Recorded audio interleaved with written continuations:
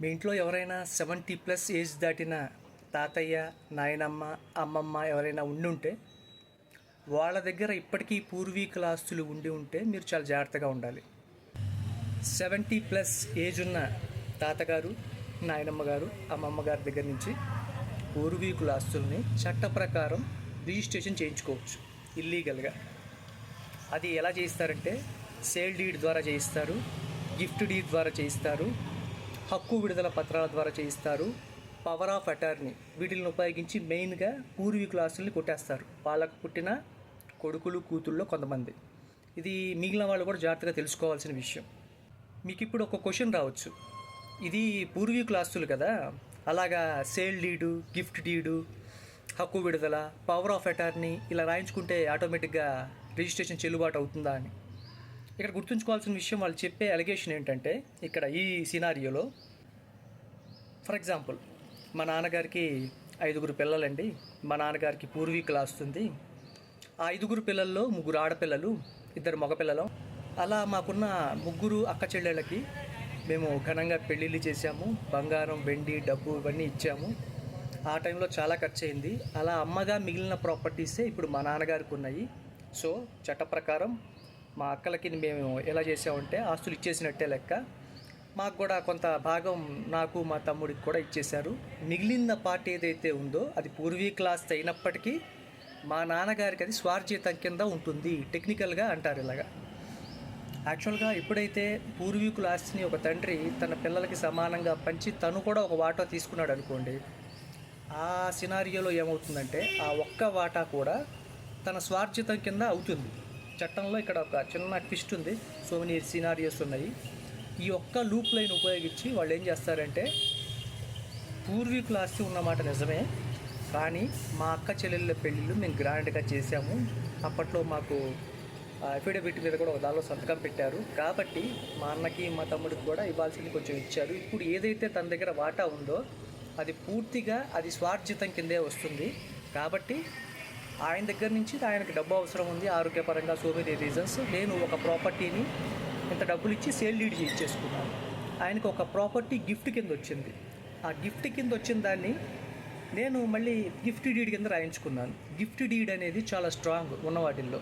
Sale deed అన్నా questionable, కానీ ఒక ఆస్తి ఒక వ్యక్తికి గిఫ్ట్ కింద వస్తే ఆ ఆస్తిని గిఫ్ట్ కింద ఎవరికన్నా కొడుకు కానీ కూతురుకి కానీ రాసేస్తే మళ్ళీ దాన్ని వెనక్కి తెచ్చుకోవడం చాలా కష్టమైన విషయం. ఇంకొకటి హక్కు విడుదల, ఇలా సినారియోస్ ఉపయోగిస్తారు. కొంతమంది అక్క చెల్లెళ్ళు అన్నదమ్ముల్లో కొంతమంది అన్ఎడ్యుకేటెడ్ ఉంటారు. ఏ ప్రాపర్టీ విలువ ఎంత ఏం తెలియదు. వాళ్ళకి అవసరంలో డబ్బు అవసరమైనప్పుడు 1,00,000 రూపాయలు విలువైన దాన్ని 10,000కు కూడా డబ్బులు ఇచ్చేసి హక్కు విడుదల పత్రం రాయించుకుంటుంటారు. నాకు పర్టికులర్ ప్రాపర్టీ మీద నా హక్కును నేను వదిలేసుకుంటున్నానని చెప్పి వాళ్ళకి నిజమైన ప్రాపర్టీ వాల్యూ తెలియదు. గబుక్కని వాళ్ళకున్న అవసరాన్ని బట్టి ఒక్కొక్కసారి సంతకాలు పెట్టి హక్కు విడుదల చేసేస్తుంటారు. హక్కు విడుదల చేసే టైంలో కూడా పూర్వీకుల ఆస్తి విషయంలో ఆ హక్కు విడుదల రాసిన పర్సన్కి కొడుకు కానీ కూతురు కానీ ఉంటే వాళ్ళు కూడా చట్ట ప్రకారం ఆ ఆస్తికి వారసులే. మైనర్ అయినప్పటికీ ఇతను వాళ్ళ బదులు సంతకాలు పెట్టడానికి లేదు. కాకపోతే కొన్ని సినారియోలో ఏంటంటే అది రిజిస్ట్రేషన్ చేయిచ్చేస్తారు. దాన్ని క్లెయిమ్ చేసుకొని ఆస్తుల్ని స్వాధీనం చేసుకోవడానికి ట్రై చేస్తారు. సో మీరు గుర్తుంచుకోవాల్సింది, అది ఎలా పాసిబుల్ అవుతుందంటే, ఆల్రెడీ మా అందరి మధ్యన, అంటే మా తండ్రి గారి యొక్క పిల్లలు అందరి మధ్యన కూడా ఆస్తి పంపకాలు అయిపోయినాయి అని చెప్పి ఒక్కొక్కసారి ఆ డాక్యుమెంట్స్ మీద సంతకాలు కూడా ఒక్కోసారి పెట్టించుకుంటుంటారు. వన్స్ మీరు అలా పెట్టేశారు అంటే ఆస్తి పంపకాలు అయిపోయినాయి అని చెప్పి పుట్టిన పిల్లలందరూ సంతకాలు పెట్టేస్తే అఫీషియల్గా ఆస్తి పంపకాలు అయిపోయినట్టే. అది రిజిస్టర్ డీడ్ అయి ఉండాలి. ఒకవేళ అటువంటి ఆస్తి పంపకాలు ఏమీ అవ్వనట్టయితే ఖచ్చితంగా ప్రతి ఒక్కరికి హక్కు ఉంటుంది.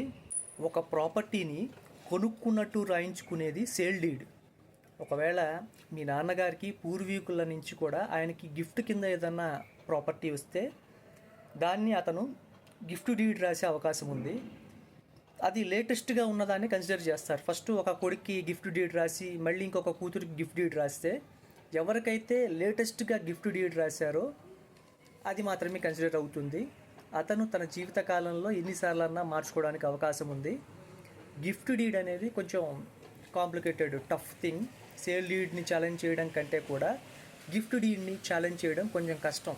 సేల్ డీడ్ అంటే ఏం లేదు, క్లియర్గా ఆ ప్రాపర్టీని ఆ రోజున్న మార్కెట్ వాల్యూకి మా నాన్నగారికి అవసరం ఉంటే నేనే కొనేసాము, బయట వాళ్ళు ఎందుకు కొనుక్కోవడం, ఆల్రెడీ ఆస్తి పంపకాలు అయిపోయినాయి, ఏవైతే ప్రజెంట్ ప్రాపర్టీ ఉందో అది మా నాన్నగారికి ఆటోమేటిక్గా స్వార్జితం కింద అయిపోతుంది, బయట వాళ్ళు కొనుక్కోవడం ఎందుకని నేనే మార్కెట్ వాల్యూ ఇచ్చి కొనుక్కున్నాను అంటాడు ఒక ప్రాపర్టీ.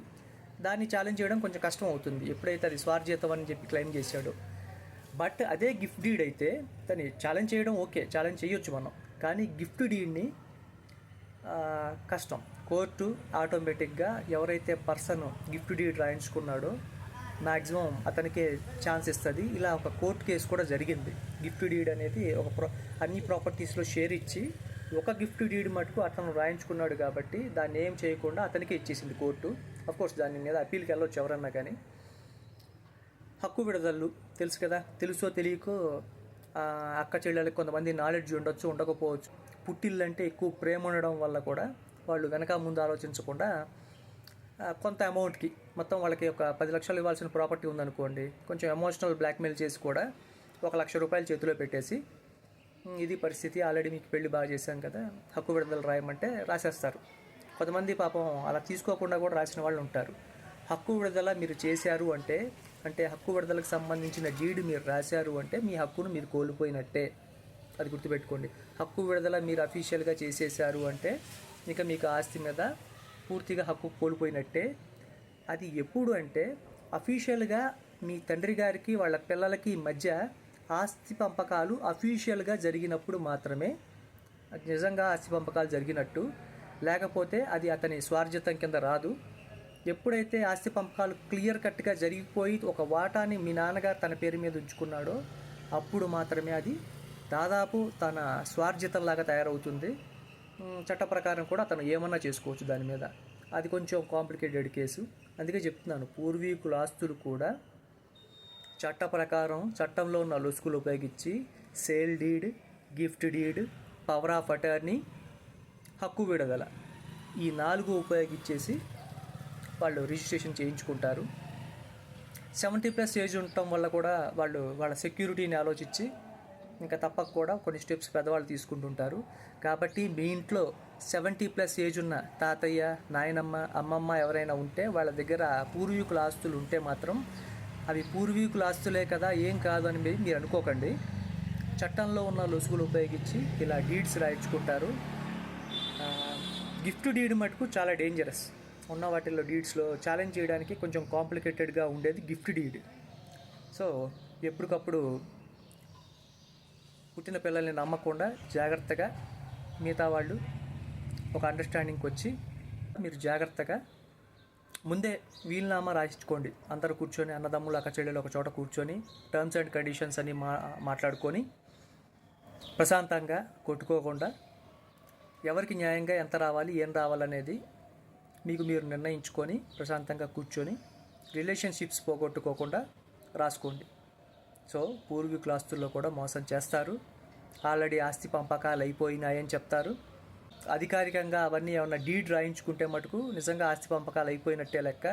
అప్పుడు మీరు పార్టీషన్ సూట్ వేసినా కానీ కొంచెం కాంప్లికేటెడ్గా ఉంటుంది విషయం. అఫీషియల్గా మటుకు మీరు పంచుకున్నట్టు ఏదన్నా ఆస్తి పంపకాలు అయిపోయినట్టు పూర్వీకుల ఆస్తుల్లో డీడ్ రాయించుకుంటే మాత్రం కష్టమైన విషయమే. సో జాగ్రత్తగా ఉండండి. మీ ఆస్తుల్ని, మీ పూర్వీకుల ఆస్తుల్ని కాపాడుకోండి. బయట వాళ్ళ నుంచి కాదు, మీ సొంత అన్నదమ్ములు అక్క చెల్లెల నుంచి. Take care.